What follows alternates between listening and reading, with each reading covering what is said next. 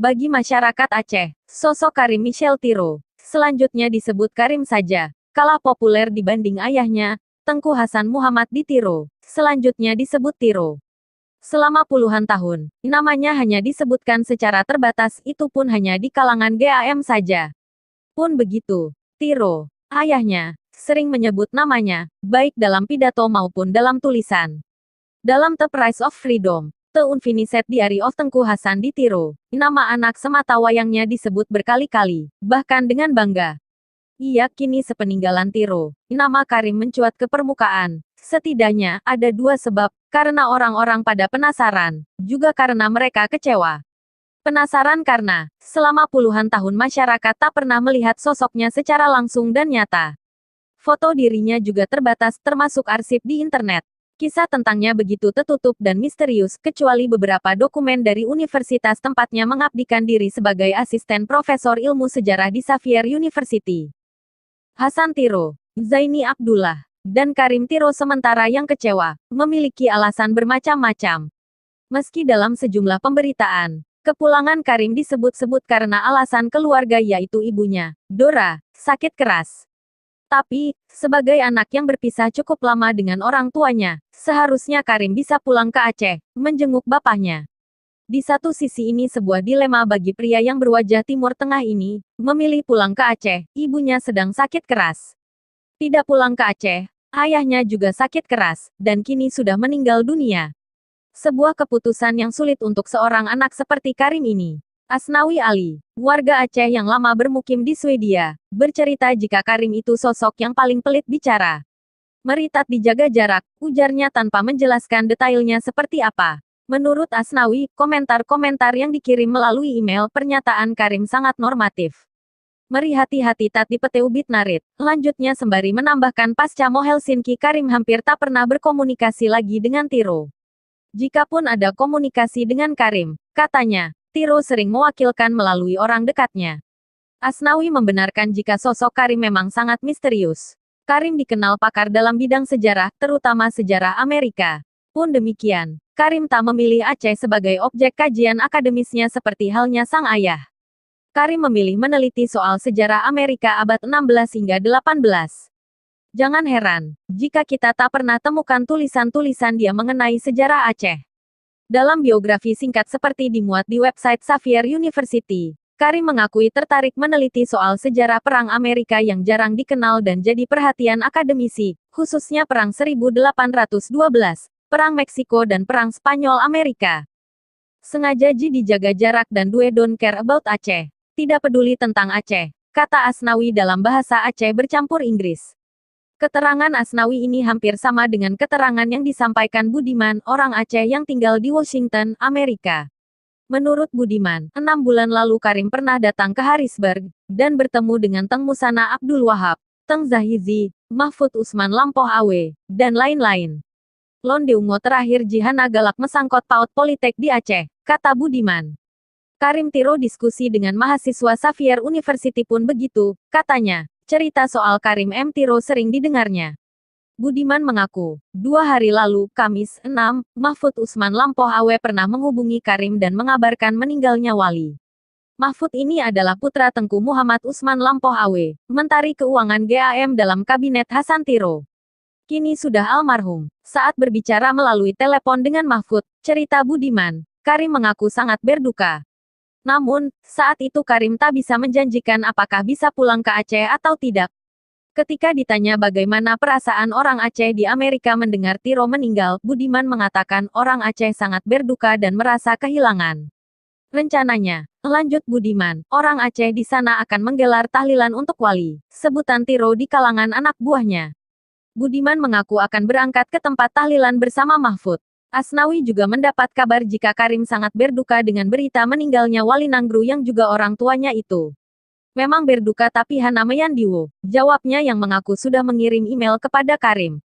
Lon tanyong bak email Pajandiwu, Hana dijawab.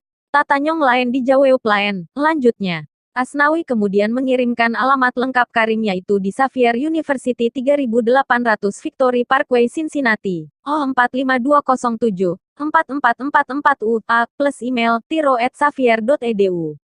Asnawi sengaja meminta harian Aceh menghubungi Karim langsung via email. Siapa tahu mau menjawab. Aci tes kirim email dari Sinan. Paekeyu di tem jaweup menyoneu tanyong pajandiwu atau apuena rencanawu. Saran Asnawi pada harian Aceh melalui layanan chatting Facebook, Sabtu, 5/6.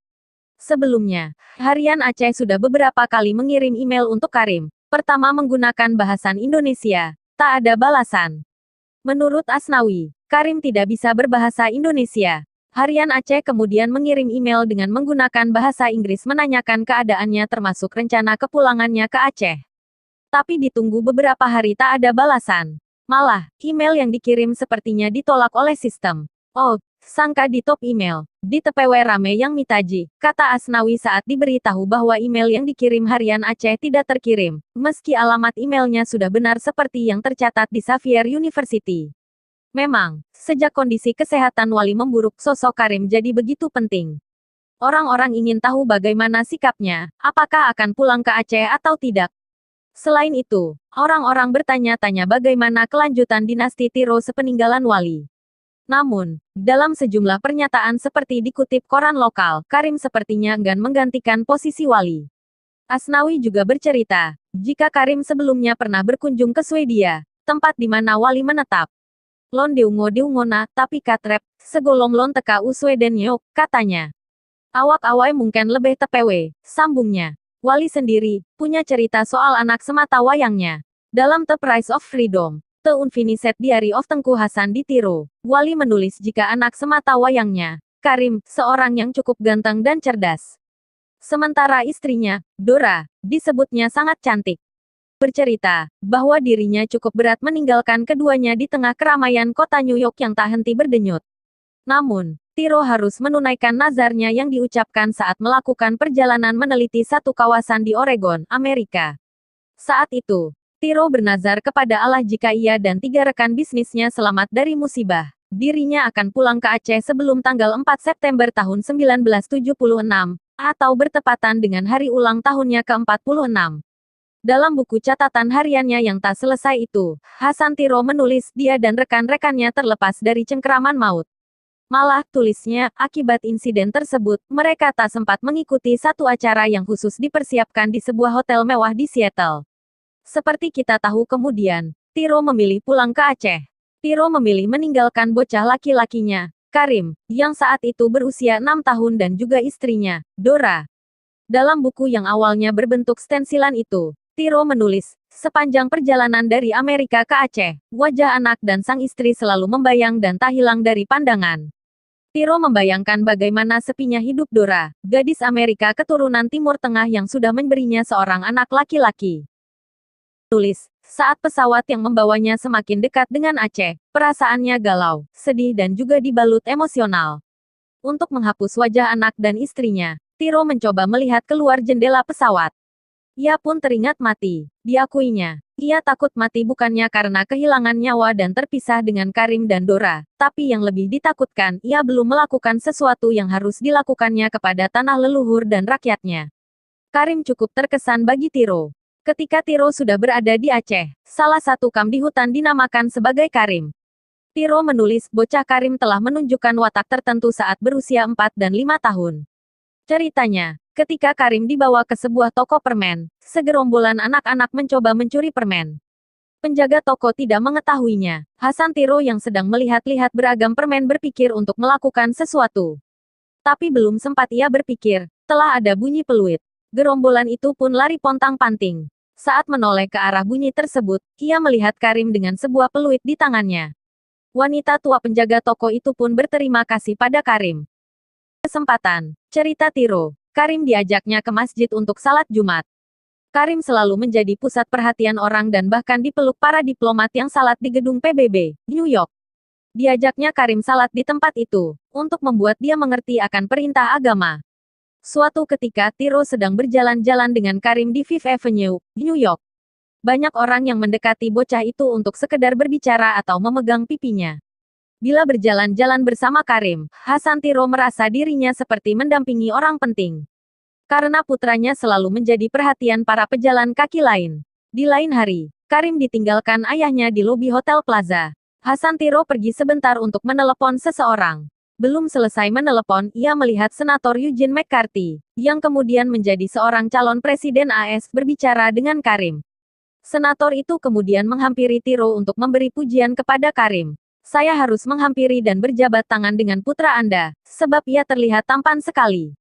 Kata senator itu seperti dikutip Tiro dalam diarinya. Hanya kisah-kisah itu yang diketahui secara luas di Aceh, selebihnya gelap. Satu-satunya informasi soal Karim kini bisa diakses melalui website Xavier University. Itu pun berisi biografi singkat, termasuk karyanya. Sosoknya benar-benar misterius, semisterius kisahnya. Mungkin ceritanya akan beda, jika Karim Tiro memilih pulang ke Aceh. Tapi, entah kapan.